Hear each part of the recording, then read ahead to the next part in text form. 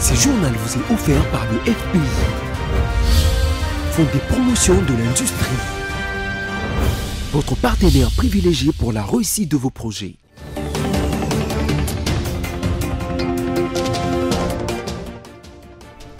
Bienvenue à tous à ce journal rétrospectif. Tout de suite, le sommaire.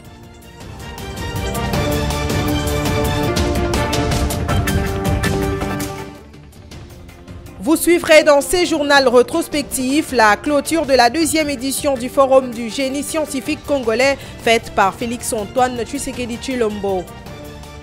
Vous suivrez également dans ces journaux quelques mesures prises par le ministère de la Santé pour se protéger et pour lutter contre la propagation des Mpox en RDC. Et en société, bien qu'en pleine rénovation, le marché central de Kinshasa garde encore quelques côtés sombres. Retrouvez dans ces journaux rétrospectifs le cri d'alarme des vendeurs et de la population en général.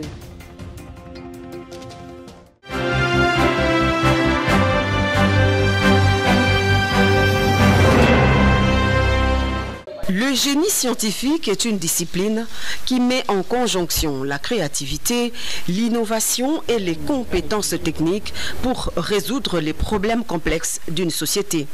Chercheurs, inventeurs et innovateurs, déclinés en plusieurs disciplines, tous passionnés par les sciences et la technologie, ont pendant 4 jours participé à la deuxième édition du Forum du génie scientifique congolais. Des assises qui avaient pour objectif de promouvoir les innovations Made in DRC et d'intégrer les talents congolais dans le développement socio-économique de la République démocratique du Congo. Le président de la République, Félix-Antoine Tshisekedi Tshilombo, qui tient à l'importance du génie scientifique pour le développement économique et social du pays, a marqué de sa présence la cérémonie de clôture qui a connu la participation de plusieurs personnalités et responsables des différentes institutions du pays. Une présence qui traduit la détermination et le soutien de la plus haute institution du pays pour ce secteur vital qui conduira à n'en point douter à l'émergence économique et sociale de la RDC. Après avoir communié avec ses inventeurs, innovateurs et chercheurs à travers une visite des différents stands, le chef de l'État a promis un accompagnement à travers une structure de coordination interministérielle dont il a séance tenante instruit la mise en place dans un plus bref délai. Elle aura pour mission de veiller au progrès scientifique réalisé dans le secteur. Il apparaît plus que nécessaire d'envisager la création d'une structure de coordination interministérielle qui aura pour mission de veiller à la mise en œuvre effective des politiques de recherche et d'innovation dans tous les domaines de la vie nationale. Le ministère de la Recherche scientifique et innovation technologique qui organise ces assises indique que ce conclave scientifique vise à mettre en place une véritable politique de recherche technologique rigoureuse et volontariste suivant la vision clairement exprimée du président de la République dans le domaine de la recherche et de l'innovation technologique. La remise des brevets aux participants par le président de la République a clôturé la cérémonie du jour.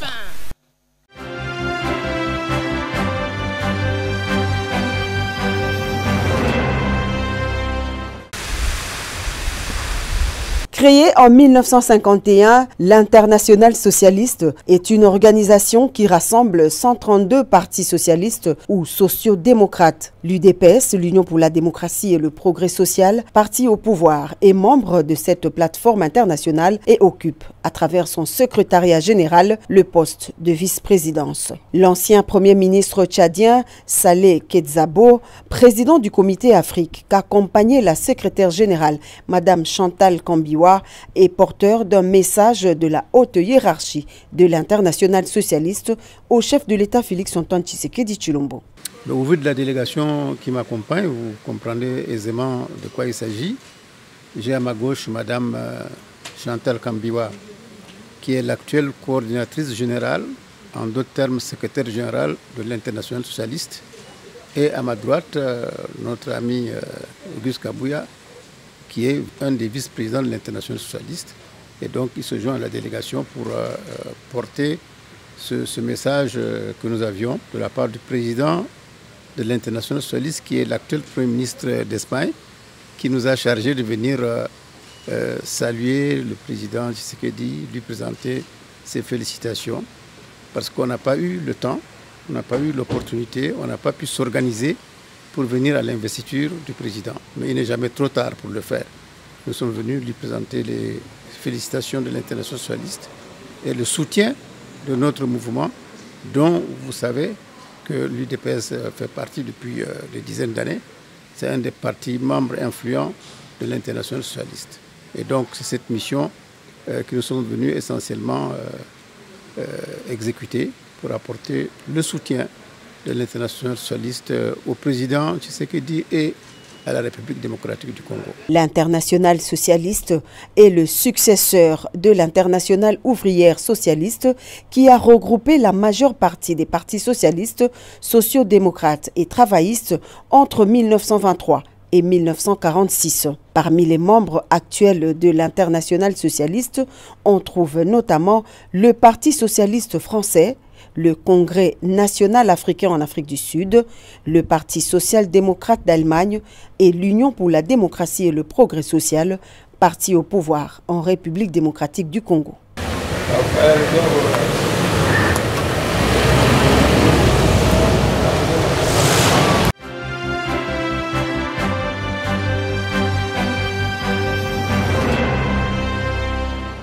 À la primature de la République démocratique du Congo, les 13 représentants des vendeurs du marché de la liberté, victimes de l'incendie qui s'est déclaré dans la nuit du 24 au 25 août, ont rencontré Judith Suminwa Tuluka.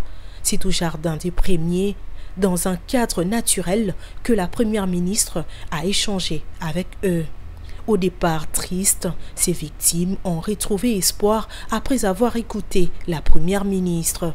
Ces commerçants ont loué la manière dont leur cas a été traité. Tant que écouté maman Judith, et ça n'a bien assuré biso en tout cas kokuta ne kaboé, na senti que na zui paix, na yaki na kimia teme na zui kimia à partir assurance o ya assuré biso. Maman ayambi biso na ndenge moboti ayamba habana na ye.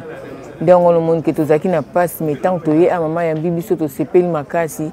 Na pas si on que quitter si biso ma douleur ndam bantu zaki. Eblo wezika ki to koma ki désespéré.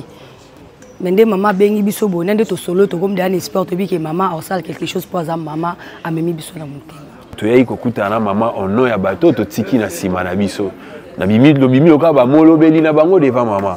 Yana ngena ipsa ba ndeko nyo surtout bisika baza na marché à liberté. To za to soli na maman nyo sele ki calme.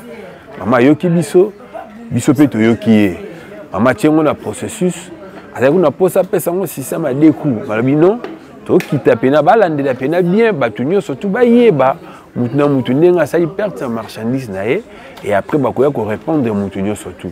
Notons que quelques membres du gouvernement ont pris part à cette réunion, notamment les ministres de l'urbanisme et habitants en charge de la politique de la ville, Didier Tengetelito, le gouverneur de la ville, Daniel Bumba et tant d'autres personnalités.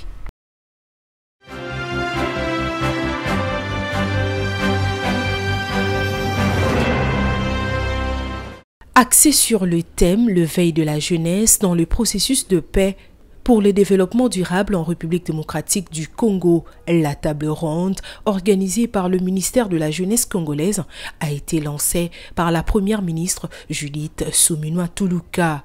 Aux jeunes présents dans la salle, Judith Suminwa a dévoilé l'objectif principal de cette table ronde dans son discours. Nous, membres du gouvernement, apprécions grandement l'opportunité d'échanger directement avec les représentants des différentes catégories de jeunes sur des concepts généraux, notamment la paix et le développement, mais qui englobent néanmoins les difficultés identifiées qui concernent notre jeunesse, à savoir le manque d'insertion professionnelle, l'absence d'un environnement propice à l'épanouissement personnel, le faible taux d'accompagnement des jeunes entrepreneurs par les autorités politico-administratives. La chef du gouvernement a en outre découragé les pratiques liées aux antivaleurs telles que les tribalismes et la corruption, signalant qu'au cours de cette table ronde, 20 projets des jeunes considérés comme le plus innovant seront présentés aux participants.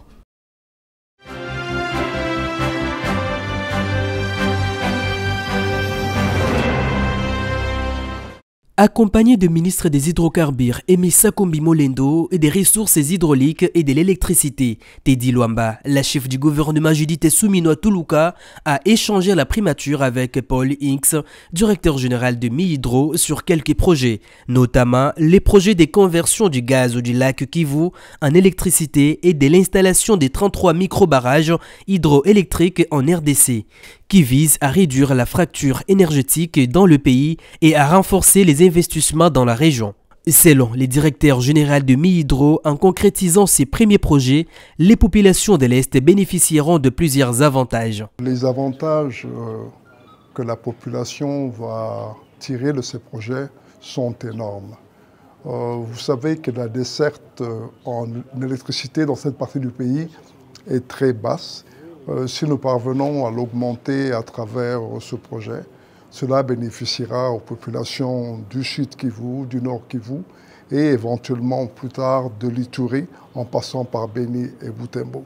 Donc de ce point de vue-là, il faut reconnaître que nous allons donner un appui social très important et permettre aussi à ce qu'au niveau des investissements, d'autres industries puissent venir s'installer dans cette partie du pays à la suite de cet investissement-là. En ce qui concerne les projets d'installation des 33 micro-barrages hydroélectriques, Paul Inks explique. Le deuxième projet dont nous avions discuté avec son Excellence concerne les projets d'hydroélectricité que nous voulons mettre et développer dans l'ensemble de la République. Nous avons pour le moment un accord avec les autorités sur 33 sites identifiés dans différentes parties de la République pour installer des barrages, des micro-barrages hydroélectriques.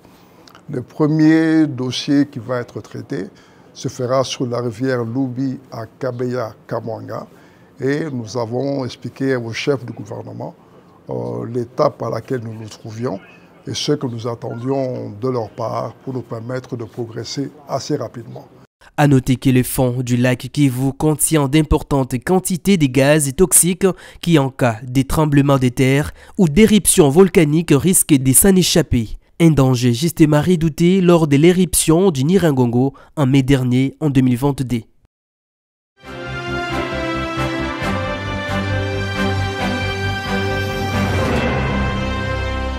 Les 50 bus anti-émeutes sont déjà à Kinshasa.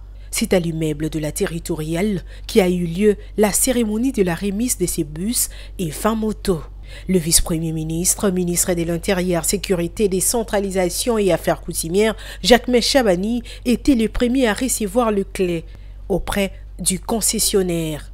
Et ensuite, les a remis officiellement au commissaire général de la police nationale congolaise, qui lui à son tour les a donnés au directeur de la logistique de la PNC. Prenant la parole, le patron de la sécurité a appelé les bénéficiaires à en faire un bon usage. Donner les moyens qu'il faut à notre police nationale en termes d'équipement pour lui permettre de jouer son rôle. Son rôle premier qui est celui de sécuriser notre population.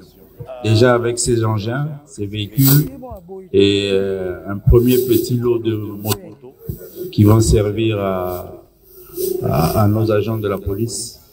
On espère que nos populations seront mieux sécurisées et on va faire davantage. On le fait.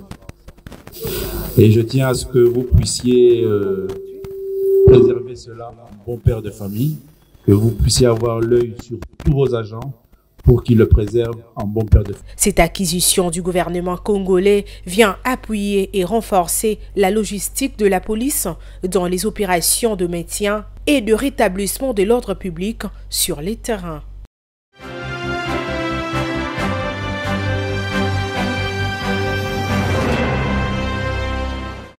Plus d'une semaine s'est écoulée depuis que le ministre de la Santé, Samuel Rojinkamba, avait annoncé l'arrivée des vaccins contre l'épidémie Mpox qui sévit en RDC.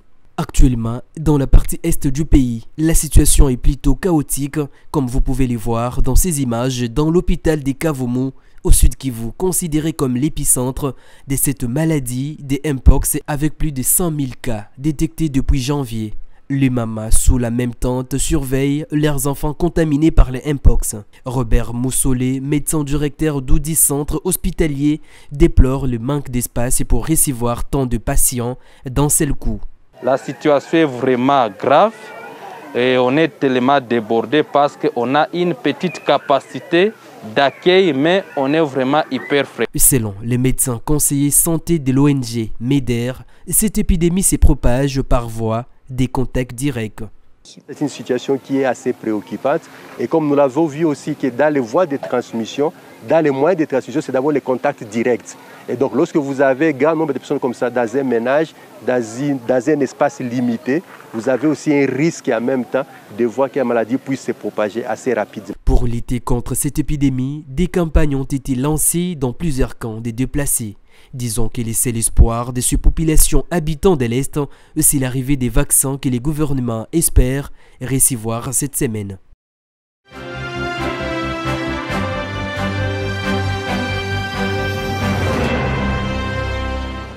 Pour protéger vos proches et lutter contre la propagation de la maladie, il est essentiel de respecter les mesures et gestes barrières. Maintenez une bonne hygiène de main régulièrement. Nettoyez et désinfectez les surfaces et les objets fréquemment touchés, surtout chez vous, quand vous avez reçu des visiteurs. Évitez tout contact non protégé avec des animaux sauvages, en particulier avec des animaux malades ou des animaux morts. Veillez à bien cuire tout aliment contenant des produits animaux ou de la viande avant de consommer. Pour les rapports sexuels inhabituels, chers compatriotes, réduisez le nombre des partenaires. Et lors de ces activités sexuelles, protégez-vous. Évitez le contact avec les effets personnels d'une personne atteinte de la Mpox ou avec des objets que cette personne a utilisés. En cas d'apparition des symptômes, appelez le 151. C'est un numéro gratuit que nous avons mis à votre disposition pour signaler directement ou nous rapporter des cas. À côté de ça, rendez-vous dans le centre de santé le plus proche pour une prise en charge appropriée. Et je rappelle que la prise en charge est gratuite. Faites-vous vacciner contre la Mpox quand le vaccin sera disponible, et je l'espère très rapidement. Mais informez aussi et sensibilisez autour de vous pour que les personnes à risque soient vaccinées. Chers parents, c'est bientôt la rentrée scolaire. Et pour protéger vos enfants, et en soutien aux mesures qui sont prises par le gouvernement, nous vous demandons, pour le début de ce mois de septembre, de recommander et d'appliquer les mesures d'hygiène et de propreté à vos enfants.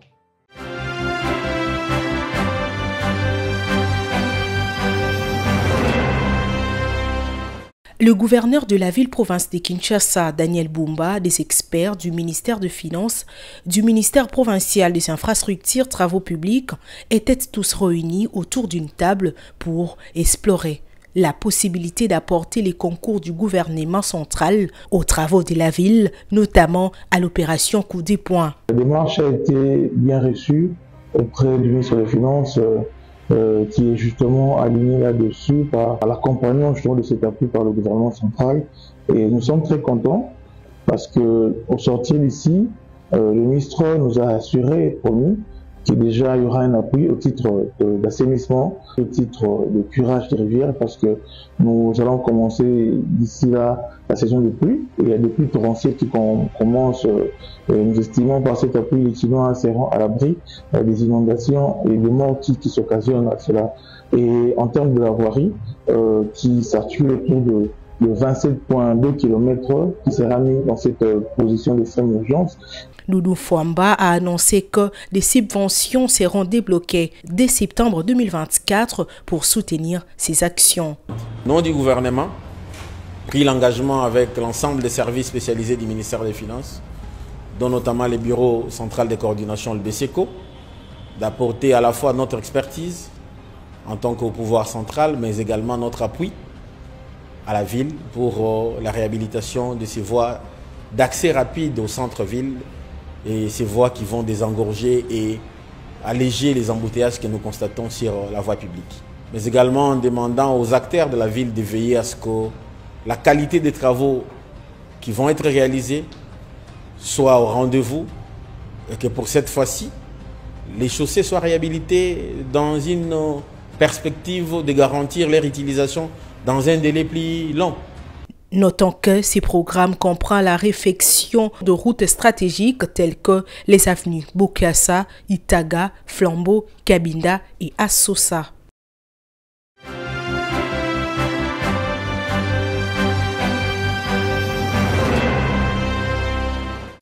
Parmi les multiples raisons de la visite de l'ambassadeur de Chine en RDC, reçu par la chef de la diplomatie congolaise Thérèse Kayikwamba Wagner, figure aussi l'invitation du président de la République démocratique du Congo, Félix Tshisekedi, à participer à ce 9e forum sur la coopération Chine-Afrique dans les prochains jours en Chine. Cet événement, qui se déroulera du 4 au 6 septembre 2024 à Pékin, réunira de nombreux chefs d'État autour des diverses questions de coopération. Un entretien stratégique entre le président congolais et son homologue chinois Xi Jinping est également prévu, marquant un moment clé de cette rencontre. Après plusieurs réunions de travail entre les experts des ministères chinois et congolais ainsi que les différents services sectoriels, il était question pour les deux parties de s'accorder sur les différents aspects de cette rencontre tout en réaffirmant une volonté commune de renforcer les projets de développement économique au-delà du cadre du FOCAC. La Chine est le partenaire commercial le plus important du Congo et le Congo est le premier pays destinataire des investissements chinois en Afrique. Le site est un simple exemple pour montrer la richesse, l'importance de cette coopération. Il faut noter que les FOCAC a pris une véritable ampleur en 2006 suite au lancement du Fonds de développement Chine-Afrique.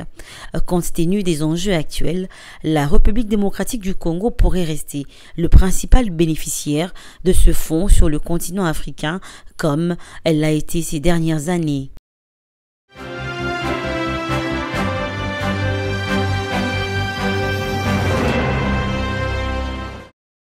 Ces derniers temps, il arrive fréquemment que les membres de corps académiques, soit des étudiants d'une université ou d'un institut supérieur, fassent des réclamations. Parmi eux, l'Université pédagogique nationale UPN, l'Université des sciences de l'information et de la communication ex-IFASIC, ainsi que l'Institut national des bâtiments et travaux publics UNBTP. Dans tous ces établissements cités, il était question pour certains d'exiger les départs du comité de gestion. Tout a commencé la semaine dernière à l'UNBTP où, après des ordres et revendications, les autorités ont fini par changer les comités de gestion. Pendant ces temps, à l'UNICIC ex-IFASIC, les corps académiques utilisent jusque-là la communication pour faire attendre les revendications et réclamations dont le non-respect des dispositions académiques pertinentes par le comité de gestion. Pas plus tard qu'hier, le même constat a été fait à l'UPN, où les étudiants exigent le départ du comité de gestion tout en faisant des troubles. Le même jour, il y a eu une nomination d'un nouveau comité à l'UPN. Dans tout ça, à en croire la ministre des l'ESU, Marie-Thérèse Sombo, parmi les facteurs à la base de cette situation figure l'instrumentalisation des étudiants par des personnes non autrement identifiées jusque-là, chose qui a causé un réaménagement technique dans les organes de gestion ainsi que sur les réajustements nécessaires au niveau des institutions académiques relatives à la gestion rationnelle des établissements.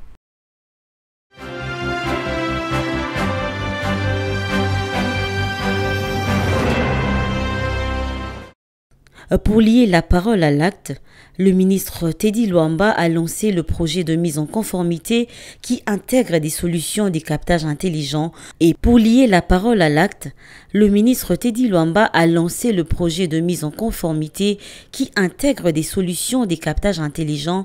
Et pour lier l'utile à l'agréable, chaque forage sera désormais équipé d'un compteur intelligent. Le ministre des tutelles explique les b.a.-ba de ce lancement. Nous avons remarqué que le début de consommation de eau, que ce soit des eaux de captage ou souterraines, ont largement baissé en termes de consommation à la régie des eaux, mais il y a une prolifération de forages. Mais ces forages-là échappent à la consommation, au contrôle et à la taxe que les services de l'État perçoivent.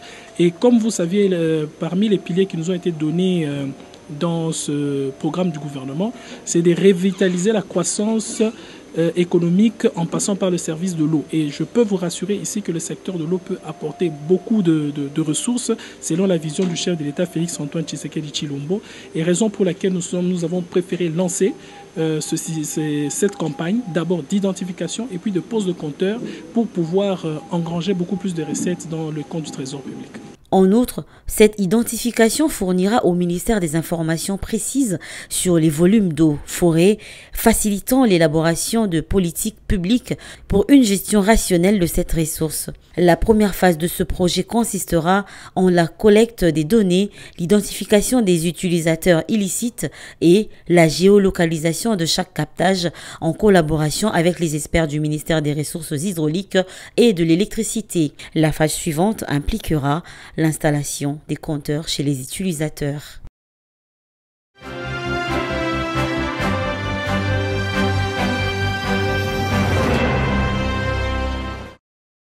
La première journée a été marquée par l'installation des stands qui offrent des informations sur les projets financés par le FPI, les diverses initiatives et les services proposés. Les visiteurs ont exploré les différentes facettes du FPI et découvert sa contribution à l'économie nationale. S'adressant à la presse, le DG Bertin Moudimou a souligné l'importance de cette initiative en précisant qu'elle est une occasion pour ceux qui souhaitent mieux comprendre les attributions et les opérations du Fonds de promotion de l'industrie.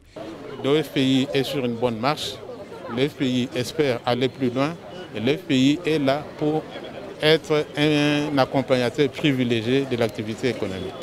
Concernant les financements des projets, le directeur général a mis l'accent sur leur viabilité. Il a aussi mentionné que le FPI se distingue des autres institutions financières par ses conditions attractives de remboursement. Chez nous, nous avons la particularité de financer les projets à 6%. Le remboursement que vous allez nous donner là va nous permettre de couvrir les capitales investis et en même temps dégager de l'argent pour investir, donner de l'argent aux autres opérateurs économiques. Quant aux promoteurs présents à cette cérémonie, beaucoup ont reconnu et salué l'implication et le soutien du FPI dans la réalisation et l'évolution de leurs projets. Nous avons frappé à la porte du FPI depuis 2013, mais nous n'avions pas en ce moment-là rencontré des interlocuteurs assez attentifs. Mais depuis 2020, nous avons rencontré des hommes et des femmes disposés à nous aider. Et puisqu'ils ont compris que ce que nous sommes en train de faire, c'est en fait l'ébauche de l'industrialisation. Il s'y est dénoté que ces journées portes ouvertes vont durer 3 jours. Elles s'inscrivent dans une volonté manifeste d'engagement et de transparence visant à renforcer les liens entre le FPI et le monde des affaires. Le management du Fonds de promotion de l'industrie invite tous ceux qui sont intéressés par le financement des industries à profiter de cet événement dont l'entrée est gratuite. Sur place, ils pourront se renseigner sur les opportunités qu'offre le FPI aux opérateurs économiques en vue d'encourager l'entrepreneuriat local. Pour couronner cette première journée, l'incubateur Think Tank, un organisme d'expertise et d'analyse sur les grands sujets culturels, sociaux, économiques ainsi qu'environnementaux, a décerné un diplôme de mérite au directeur général Bertin Moudimou.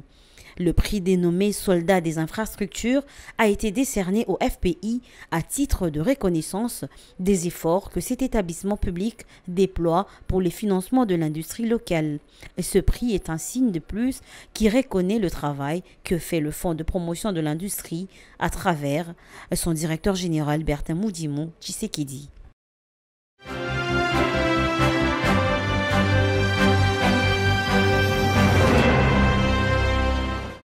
Pendant que les travaux s'effectuent au sein du marché central, d'autres coins sont devenus quasiment impraticables. L'endroit que vous voyez sur les images, c'est la route Kasavubu dans son tronçon allant de l'avenue Rwakadingi jusqu'à Kato et ses environs.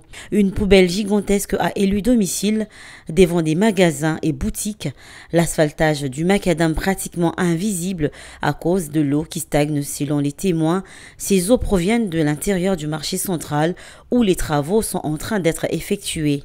Et quelques vendeurs rencontrés sur place expriment leur désarroi.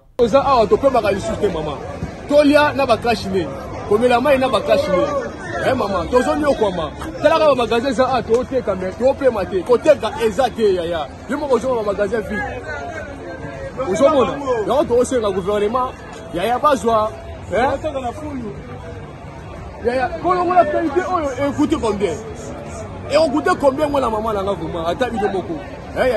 Tozo pe maté. Ça na bango mo ba suwa ya l'état. Ba si biso ni malade et force et na mboka. Maman, à tabi de moko sikoyo. Na ko vivre la boye, ko la boye ya. O de boto ku boto sani. To le bufulo oyo to atona ka to le bufulo e na mai. Moi to te ke zate. To te ke zate. Tela na solo l'équipe papa. Solo oyo ewoyesa bato minene na matamba na ya mabe tokufa baolala te bazanga mawa oyo boye tokaya balongola ngo boye tokoseka eza te bapiaka tozonga ndako na bapiaka kolia eza te siko boye bakondisio oyo tokufa mbala moko papa tokote bino botana susi na biso bapeple congolais botana susi na biso bolinga biso makasi. Alors que ces avenues citées sont les plus fréquentées tous les jours et à chaque instant. Avec les épidémies qui vont et reviennent, la population est extrêmement exposée. La balle est lancée au camp des autorités urbaines pour trouver rapidement des moyens efficaces pour mettre fin à cette insalubrité qui perdure, pour permettre aux citoyens de bien exercer leur commerce en attendant la fin des travaux du marché central qui s'éternisent.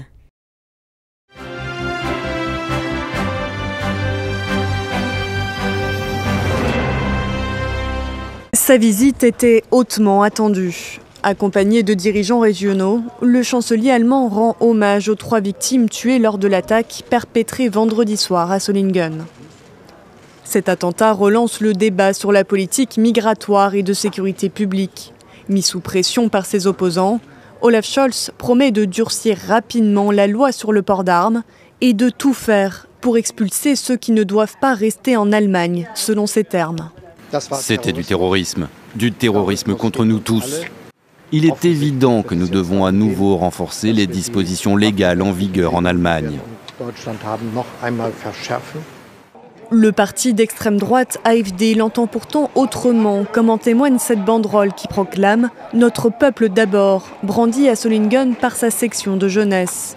L'AfD vise des scores inédits aux élections régionales dans l'Est, en Saxe et en Thuringe, qui auront lieu en fin de semaine.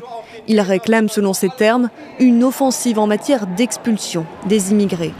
Le chef des conservateurs de la CDU exhorte, lui, le gouvernement à ne plus accueillir de réfugiés syriens ou afghans. La coalition socio-démocrate vert penche, elle, en faveur d'un durcissement de la politique d'asile. Au cœur de la controverse, le profil de l'assaillant. Un demandeur d'asile syrien arrivé fin 2022 en Allemagne qui faisait l'objet d'une procédure d'expulsion. Notre enquête porte sur les meurtres et les tentatives de meurtre. Nous enquêtons également sur les liens avec l'organisation terroriste étrangère, le soi-disant État islamique. L'organisation djihadiste a revendiqué l'attaque de Solingen, tout comme elle l'avait fait en décembre 2016, lorsqu'un attentat au camion bélier avait causé la mort de 12 personnes à Berlin. L'attaque djihadiste la plus meurtrière jamais commise en Allemagne. Fin de ce journal, place au rappel de principaux titres. Vous avez suivi dans ce journal rétrospectif la clôture de la 2e édition du Forum du génie scientifique faite par Félix-Antoine Tshisekedi Tshilombo. Vous avez également suivi dans ce journal quelques mesures prises par le ministère de la Santé pour se protéger et pour lutter contre la propagation des Mpox en RDC. Vous avez retrouvé dans ces journaux le cri d'alarme de la population en général et des vendeurs du grand marché. Fin de ce journal rétrospectif. Mesdames, Messieurs, merci de l'avoir suivi. Portez-vous bien et à la semaine prochaine pour de nouvelles actualités.